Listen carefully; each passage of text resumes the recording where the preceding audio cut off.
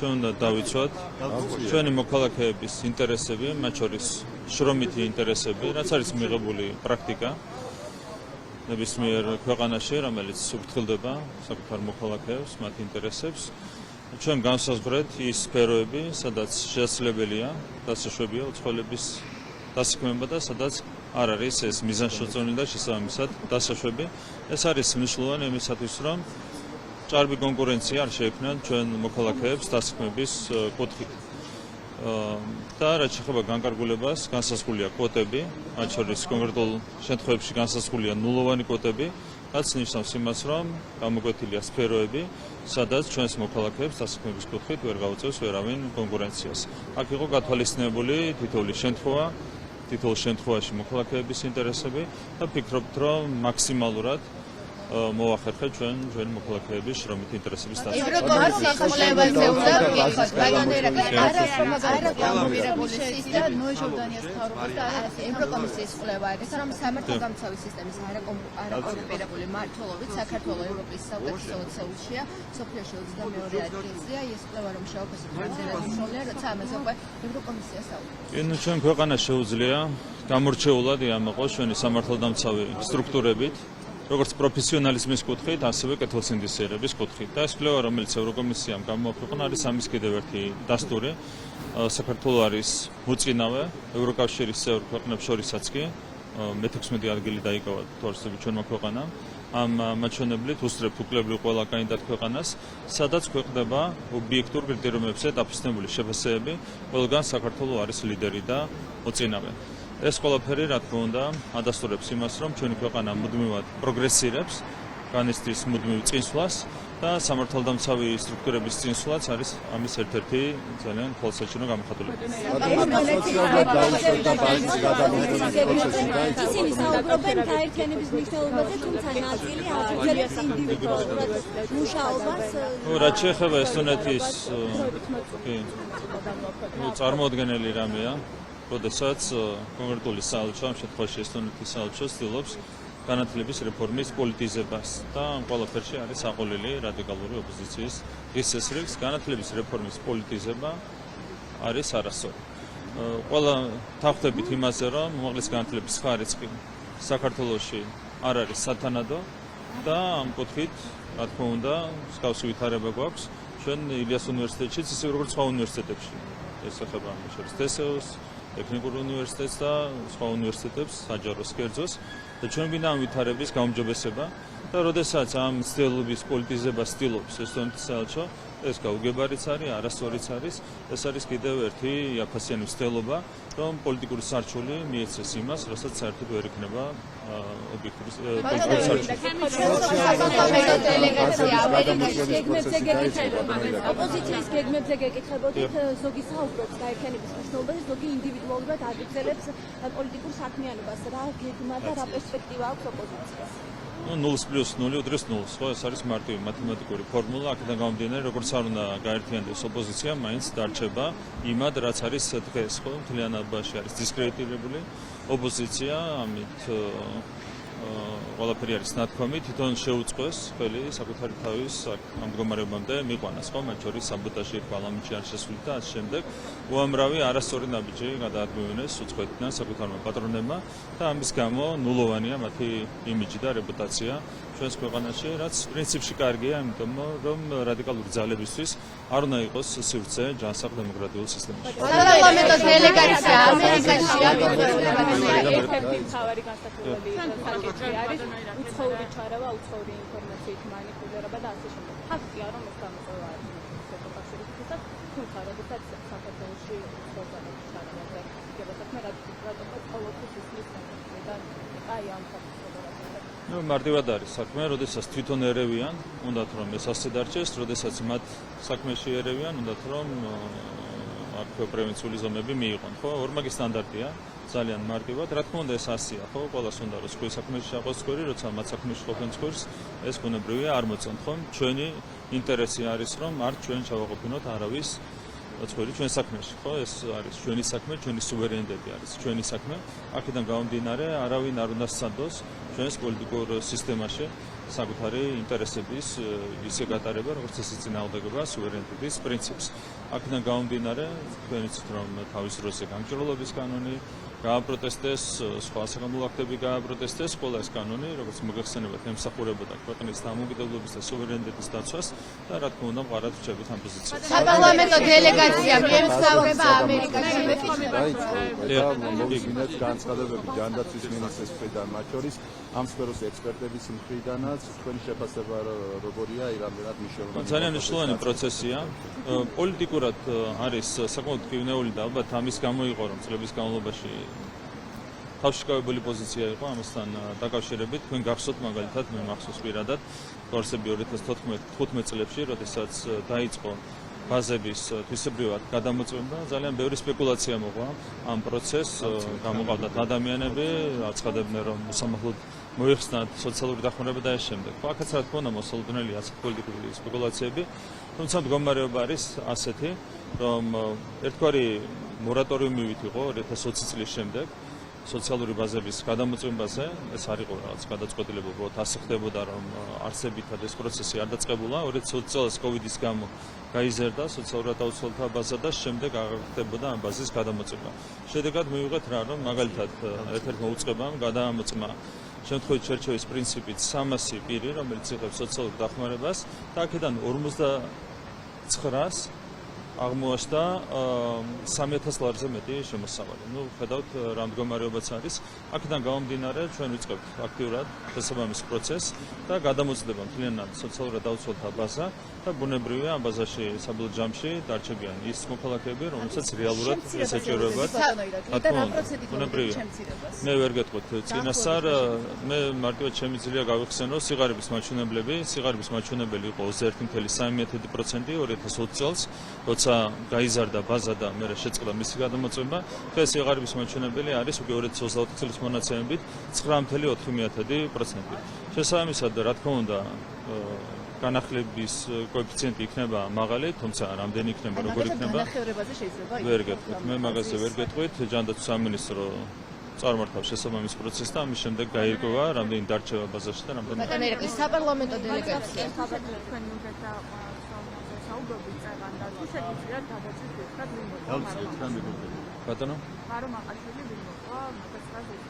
თქვენ იცით, იყო ოკუპაცია, რომელიც განხორციელდა საბჭოთა რეჟიმის მხრიდან და რა თქმა უნდა ამ ოკუპაციას შეეწირა, მაგრამ აღარ. ანუ რუსეთმა მოკლა თუ ნოე რა ჟორდანიას. თქმა უნდა ეს იყო საბჭოთა არმია და არსებითად ეს იყო ბუნებრივია რუსული, ასე ვთქვათ, წამყვანი ძალა იყო მაშინ საბჭოთა პერიოდში. ხო, საბჭოთა ძალა იყო და რუსები იყვნენ ძირითადად წარმოდგენილი ბუნებრივია საოკუპაციო ძალა. მაშინ როგორ პარლამენტო დელეგაცია მიემსახურება ადამიანებში, რომელიც ამბობს, რომ იყო თავიდან არიდება 1921 წელს საბჭოთა ოკუპაციით. 1921 წელს მე მეეჯება რომ შესაძლებელი იყო, თუმცა თქვენ თუ სხვა მიმართულებით მიყავთ 2008 წელს სააკაშვილ შეეძლო არ დაეწყო. ანუ შედარებისთვის არ გამოგადგება. ასე იყო, ეს შემდგარი ფაქტია, ხო? ეს მოცემულობაა, ფაქტია. ხო, რა თქმა უნდა. მაგალითად თქვენი გუნდის წევრები თეატრალიან მოთქვა გიორგი ანწუხელიძე. არა, ეგეთი რამე. თეატრალიანო სხვა რამე თქვა. საბოლოო ჯამში გიორგი ანწუხელიძე, ისე როგორც სხვა გმირები 2008 წელს შეეწირნენ მიხეილ სააკაშვილის და მისი სისხლიანი რეჟიმის ამანტურას.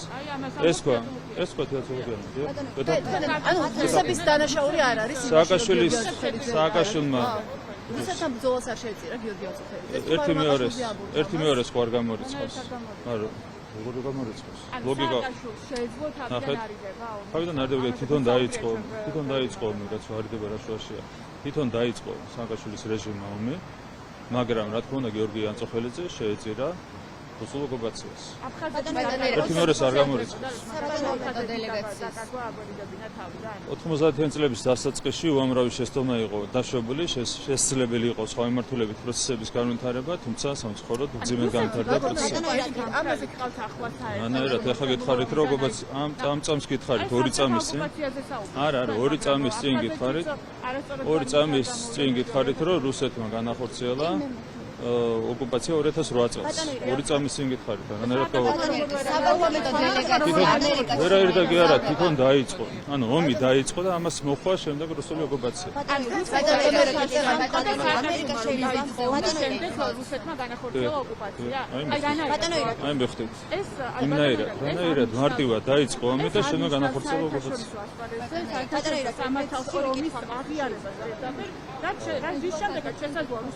ეს აღიარება ჩვენ ვერ გავიგეთებია 2008 წელს ევროსაბჭოს რეზოლუციას მოაწერა მაშინდელმა რეჟიმმა ხელი, სადაც აღიარა ომის დაწყება. ეს მე არ გამიგეთებია.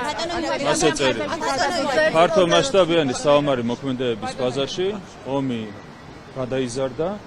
ქართული მხარის ასე წერია პირდაპირ ქართული მხარის მიერ ცხენვალის გაუფრთხილება დაბომბვის შემდეგ. ეს ნიშნავს იმას, რომ მათ აღიარეს ომის დაწყება. მაშინ როგორ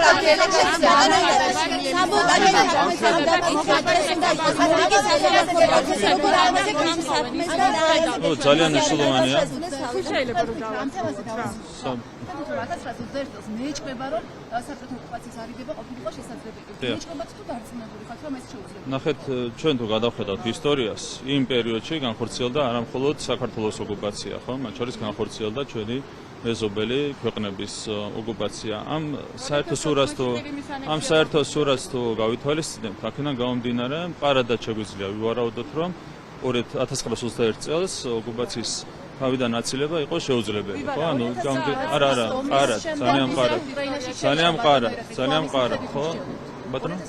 შემდეგ რუსეთი შეიჭრა უკრაინაში. წიგნის ოკუპაცია გამოდის რომ ამ ლოგიკით არა, სხვადასხვა სცენარია. 1921 წელს ერთდროულად განხორციელდა ამიერკავკასიაში 3 სახელმწიფოს ოკუპაცია. ეს სხვა მოცემულობაა და რაც შეეხება 2008 წელს. 2008 წელს ომი დაიწყო სააკაშვილის რეჟიმმა და შემდეგ აღიარა ომის დაწყება. სრულიად სხვა მოცემულობა, ამიტომ შედარებისთვის საერთოდ არ გამოგადგება 1921 წელი და 2008 წელი. როგორ ახსენებია გაჩეჩილაძის განცხადება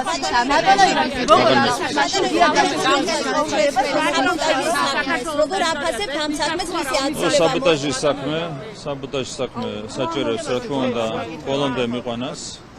გამომდინარე იქიდან რომ კონკრეტული ადამიანები საფრთხეს უფრინდნენ ჩვენ სუვერენიტეტს. შესაბამისად მნიშვნელოვანია რომ შესაბამის დანაშაულზე დადგეს შესაბამისი საშელი დანარჩენი არის სამართალდამცავი. როგორ უნივერსიტეტზე ილიას უნივერსიტეტია საუბარი. ისინი ამბობენ რომ არ დათმობენ უნივერსიტეტს და განათლებისთვის იბრძვიან. საბოლოო ჯამში კომპრომისი რამდენად შესაძლებელია მთავრობის მხრიდან და რა როგორ შეიძლება განვითარდეს პრობლემა. საქართველოში ვერ იქნება დაცული, ისინი ავტონომიას ახსენებენ ხოლმე ხშირად ამ სიტყვას, გაუნათლებლობის ავტონომია საქართველოში ვერ იქნება დაცული. ჩვენი ამოცანაა თვისებრივად გაუმჯობესოთ უმაღლესი განათლების ხარისხი ამ ქვეყანაში. ვინც ამას ეწინააღმდეგება, იმას ამოძრავებს მხოლოდ და მხოლოდ სუბიექტური ინტერესები. ხო, ყველა ხო აღიარებს. ძალიან დაბალია უმაღლესი განათლების ხარისხი. ყველა სახელმწიფო უნივერსიტეტში, ილიას უნივერსიტეტის ჩათვლით. ასევე ეხება ეს კიდევ ერთხელ თესეულს, ტექნიკურ საერთაშორისო შემდეგ ამას ღიად ქონდა საუბარი ჩვენ შესაბამისი უნივერსიტეტების აკადემიურ პერსონალთან, ხელმძღვანელობასთან. ეს არის საყოველთაოდ აღიარებული ფაქტი. თუ იმეს უნდა დატოვოს ეს მდგომარეობა, რა თქმა უნდა, ჩვენ ამას ვერ გავიზიარებთ, ხო? ჩვენი მიზანია თვისებრივად გაუმჯობესდეს განათლების დონე ჩვენს ქვეყანაში. საპარლამენტო დელეგაცია მიემგზავრება ამერიკაში პირველი რესპუბლიკელი კონგრესმენის მიწვევით, ისინი დაესწრებიან სამიტს. რამდენად მნიშვნელოვანია მსგავსი ვიზიტები და ხელშეუწყობს თუ არა ეს ამერიკასთან ურთიერთობების გაჯანსაღებას? ზოგადად ჩვენ კვლავაც მოთმინებით ველოდებით ურთიერთობების გადატვირთვას, ვინარჩუნებთ ოპტიმიზმს და ოპტიმიზმის შენარჩუნების საშუალება მოგცა მათ შორის იმ შეხვედრებმა, რომელიც გაიმართა მილანის ოლიმპიური თამაშების გახსნის დროს, გასაუბრებას გულისხმობ პრეზიდენტსა და ერთხელ ჩვენი პრეზიდენტსა და საგარეო საქმეთა მინისტრმა, მეორე მხრივ ვიცე-პრეზიდენტსა და სახელმწიფო მდივანს შორის ეს ყველაფერი გვინარჩუნებს ოპტიმიზმს, რა თქმა უნდა, ასეთ კონდიციებებით საპარლამენტო ფორმატიც არის ძალიან მნიშვნელოვანი, ჩვენ გვაქვს სურვილი გადავტვირთოთ სტრატეგიული პარტნიორობა ამერიკის შეერთებულ შტატებთან. ევროკომისიის შეიძლება აი ნახეთ ევროკომისია და ევროკავშირი აპირებს რომ რუსეთს ერთგვარი პირობები წაუყენოს ოფიციალური დოკუმენტის სახით, მათ შორის იქ არის საუბარი საქართველოდან ჯარების გაყვანასთან დაკავშირებით და მოთხოვნა არის შესაბამისი. ეს არის კაია კალასის ინიციირებული დოკუმენტი, რაც ჩვენი როგორც პრემიერ-მინისტრის პოზიცია როგორი იქნება, რას უპასუხებს, და მნიშვნელოვანია ზოგადად ასეთი მაღალი დონის დოკუმენტებში ასეთი მოთხოვნის. ჩვენ ვაფასებთ ბუნებრივია ევროკავშირის მხრიდან საქართველოს სუვერენიტეტის და ტერიტორიული მთლიანობის მხარდაჭერას ზოგადად და თუ კონკრეტული ფორმაც ექნება მხარდაჭერას, ეს კიდევ უფრო მეტად არის მესამე. აი დაუძინებელი მტერი არისო, რამდენიმე დღის წინ თქვენმა თანაგუნდელმა თქვა კაია კალასზე და იზიარებთ ამ პროექტს. მე ნახეთ აქ არ დავალ პიროვნებებამდე, მე ვსაუბრობ ევროკავშირთან დაკავშირებით და კიდევ ერთხელ, როდესაც ევროკავშირი მხარს უჭერს საქართველოს სუვერენიტეტს და ტერიტორიულ მთლიანობას, ჩვენ ამას მხოლოდ მივესალმებით. საინტერესო მწერები ხომ არ უჭერენ ხოლმე უკვე. თქვენი პარტია ყოველდღიურ რეჟიმში ვაწყობს მას. ნახეთ, სადაც არის გასაკრიტიკებელი კონკრეტული ევროპელი ჩინოვნიკი, იქ ვაკრიტიკებთ. სადაც პირიქით მადლობა შეგვიძლია უთხრათ, იქ ვამბობთ მადლობას. ხო, ეს ის შემთხვევა, როდესაც ჩვენ შეგვიძლია ადლიერება გამოხატოთ ევროპელი პოლიტიკოსების მიმართ, არის სხვა შემთხვევები, სადაც ისინი ძალიან მძიმე და არასწორ დამოკიდებულებას ავლენენ ქართველი ხალხის მიმართ და რა თქმა უნდა, ეხაც არ ვერიდებით კრიტიკას. სადაც იმსახურებენ მადლიერებას, იქ ვიტყვით მადლობას, სადაც იმსახურებენ კრიტიკას, იქ გამოთქვენ კრიტიკას.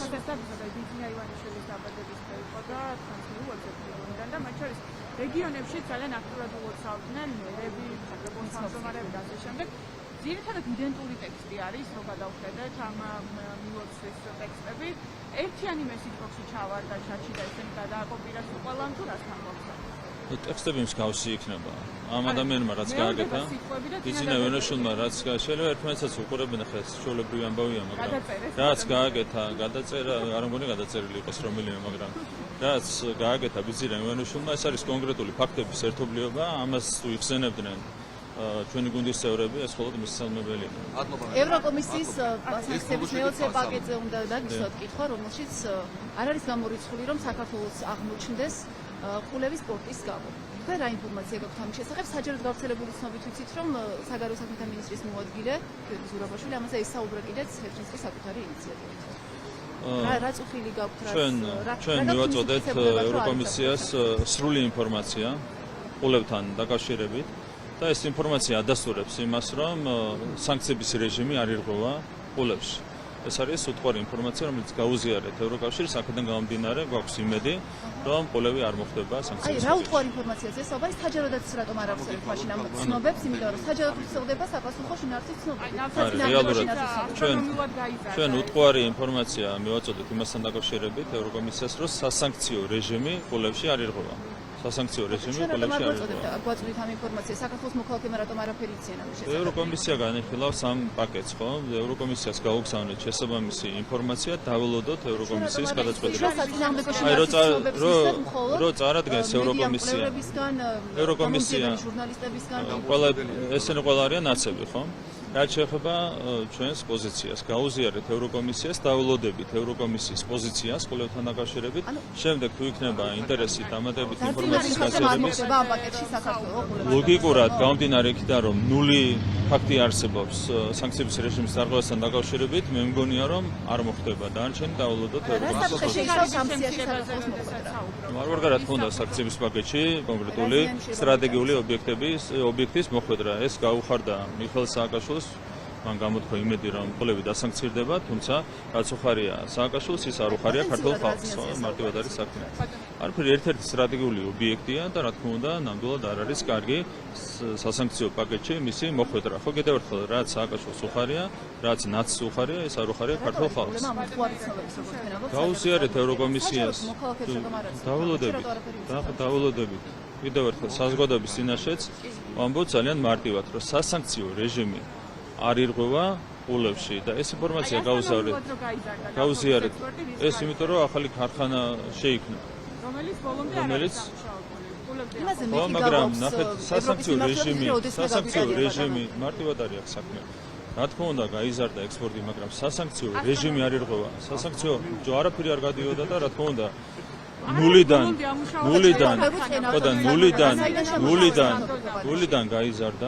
ნულიდან გაიზარდა მნიშვნელოვნად, მაგრამ რაც შეეხება სასანქციო რეჟიმს, შემოდის ნავთობ პროდუქტები და შემდეგ გადამუშავების შემდეგ გადის ექსპორტზე და სასანქციო რეჟიმი არ ირღვევა. ევროკომისიას გავაგზავნეთ, დავულოდოთ ევროკომისიის გადაწყვეტილებას, შემდეგ გავაკეთებთ დამატებით კომენტარებს. ეს მარტო ბოლოს ის ხარჯზე იწონებთ ამ შემთხვევაში და ხალხი გარდის ქვეყნიდან იმისთვის რომ თავს გადაიჩინოს და 415 ვარი ხელფასი რო აქვს ადამიანს, მაგალითად ეს ნიშნავს რომ სიღარიბეში შემცირდა ქვეყანაში. აი ის ხარჯზე ხდება ეს ყველაფერი, რასაც თქვენ საუბრობთ. ეკონომიკა მარტო 2020 წლის შემდეგ გაიზარდა 50 მილიარდიდან 104 მილიარდ დოლარამდე. 50-დან 104 მილიარდ დოლარამდე 5 წელიწადში. ეს ნიშნავს რას, რომ მაგალითად რო ნახოთ საშემოსავლო გადასახადის გადახდის მაჩვენებელი, ჩვენი მოქალაქეები ორჯერ მეტ საშემოსავლო გადასახადს იხდიან, ვიდრე იხდიდნენ 2020 წელს. ანუ მათი შემოსავლები ორჯერ გაიზარდა. შემდეგ არსებობს მეთოდოლოგია, რომელიც არის შეჯერებული მსოფლიო ბანკთან. ამ მეთოდოლოგიის მიხედვით სიღარიბის მაჩვენებელი 2020 წელს იყო 21.3% და ახლა არის 9.4% 2020. ხო ჯიგებზე აისახა მაგას გიხსნით. საშემოსავლო გადასახადს იხდიან ორჯერ მეტს. ეს ნიშნავს იმას, რომ ეხლა რაც შეეხება გაქცევას, ხო? შარშან დაფიქსირდა პირველად პლუს ბალანსი მიგრაციის კუთხით მოქალაქეების ნაწილში. ანუ იმაზე მეტი მოქალაქე დაბრუნდა საქართველოში, ვიდრე გავიდა ქვეყნიდან, ხო? ეს არის მარტო მოქალაქეებს გულისხმობ. მარტო მოქალაქეებს, საქართველოს მოქალაქეებს, კი, აბა ყველა მოქალაქეს. რუსეთში შემოვიდნენ და იქნება ამას საქართველოს მოქალაქეებს გულისხმობ. საქართველოს მოქალაქეს, რუსეთის მოქალაქეებშიც 30,000 არის ეროვნებით ქართველი, რო იცოდეთ დამატებით. ეს არის რუსეთის მოქალაქეებს შორის ეროვნებით ქართველი არის 30,000 ადამიანი. ეს არის მოცემულობა. კიდევ ერთხელ ჯიბეს რაც შეეხება ორჯერ მეტ საშემოსავლო გადასახადს როცა იხდის მოქალაქე ბიუჯეტში, ეს ნიშნავს იმას, რომ ორჯერ მეტი შემოსავალი აქვს, ხო? შესაბამისად, ეკონომიკური ზრდა აისახება მოქალაქეებზე, ამის გამო არის 21.3%-დან ჩამოსული სიღარიბის მაჩვენებელი 9.4%-მდე. ეს არის ასახული ასევე ბიზნესის ბრუნვაში, ინვესტიციებში და შემდეგ, ხო? საბოლოო ჯამში ძალიან კონკრეტული მყარი ინფორმაცია არსებობს, რომელიც ვერ დამახინჯდება, რაც ადასტურებს იმას, რომ საქართველოში გვაქვს პროგრესი. თუმცა საქართველოში კვლავაც არის 350,000 ადამიანი, რომელიც ცხოვრობს სიღარიბის სხვას მიღმა და ჩვენი მთავარი ამოცანაა, რომ ეს მაჩვენებელი გავანულოთ. ბატონო, თქვენ არაფერი გითხოვთ ირანის საელჩოში დარსალიას ვიზიტზე და იმაზე, რომ იმავე დღეს, სხვათა შორის ეს დღე იყო, როცა ვიზიტობდა კავკასიას, საქართველოს დროშა განათდა, უფრო თბილისის ანძა განათდა ისტორიული დროშის, ისრაელის რესპუბლიკის დროშის ფერებში. ამას როგორ ახსენეთ, ეს რა გზავნილი იყო თქვენი მხრიდან? ეს კითხვა, სხვათა შორის დაგისვათ ისრაელის საელჩომაც საჯარო. რა გზავნილია თქვენი მხრიდან? ძალიან მარტივი გზავნილია. ჩვენ გვაქვს დიპლომატიური ურთიერთობები სხვადასხვა ქვეყანასთან და ყოველ კონკრეტულ შემთხვევაში, სადაც გვაქვს დიპლომატიური ურთიერთობები, როდესაც სტარდება მიღება, ყოველთვის მიდის მიღებაზე სახელმწიფო წარმომადგენელი და როდესაც შემოდის თხოვნა ანძის განათებასთან დაკავშირებით, ყოველთვის ნათდება ანძა. სადაც გვაქვს დიპლომატიური ურთიერთობები, ყველგან შესაბამისი პროტოკოლი არის დაცული. არ ვიცი, როგორ შეთქვა შეიძლება არ დაგვიძახეს რა. ვერ გეტყვი. კონტექსტს ხომ აქვს ერთ-ერთი რა ირანზე ვსაუბრობ. მე ყველა სადაც არის დიპლომატიური ურთიერთობები, მათ შორის საქმე ეხება ლიტვასაც, ესტონეთსაც, სხვა ქვეყნებსაც, რომლებსაც დასანქცირებული ყავთ თუნდაც ჩვენი ხელისუფლება, იქაც ჩვენი წარმომადგენელი აუცილებლად უნდა მივიდეს და უნდა მისულიყო. ირანის საელჩოში ამ დღეს აღინიშნებოდა, როგორც გავრცელდა ინფორმაცია, შაჰ-აბასის მიერ საქართველოს მოქალაქეების გასახლება თავის დროზე ქვეყნიდან. აი ამ ღონისძიებაზე დასწრება. რას ნიშნავს ეს სახელმწიფოს მხრიდან? ამას წესით ნორმალურ შემთხვევაში ალბათ უნდა მოყოლოდა პირიქით საპროტესტო ნოტის გაგზავნა რა ირანის საელჩოს. თქვენ კიდე იზეიმეთ ეს ამბავი. არა, აქ ჩვენი წარმომადგენელი დაესწრო ეროვნულ დღესასწაულს, რომელიც აღინიშნებოდა კონკრეტულ სასტუმროში. რაც შეეხება ფერეიდანის საკითხს, რა თქმა უნდა ჩვენ ასე არ ვაფასებთ ამ მოვლენას. ჩვენ გვაქვს სრულიად განსხვავებული რაში გამოიხატა რა განსხვავება გამოიხატა? რაში გამოიხატება? იძულებით ემიგრაცია იყო და შესაბამისად ჩვენთვის საზეიმო მოვლენა ნამდვილად არ არის. რადგან პერიოდში ამ ქართველების ზეიმზე რატომ გადასახლება. არაფერი თქვით ამის შესახებ? ჩვენი წარმოადგენელი დაესწრო ღონისძიებას, რომელიც ეძღვნებოდა ეროვნულ დღესასწაულს და არა ფერედანის. ანსაშუბინძე რა საკეთებდა ღონისძიებაზე? ანსაშუბინძების წარმოადგენდა. არ ვიცი, ის არის სახელმწიფო დაცვის სპეციალური სამსახურის ხელმძღვანელი და შეიძლება საკუთარი პროფესიული საქმიანობის პარკლებში ესწრებოდა ღონისძიებას. არ არის საინტერესო, საერთოდ არ არის საინტერესო.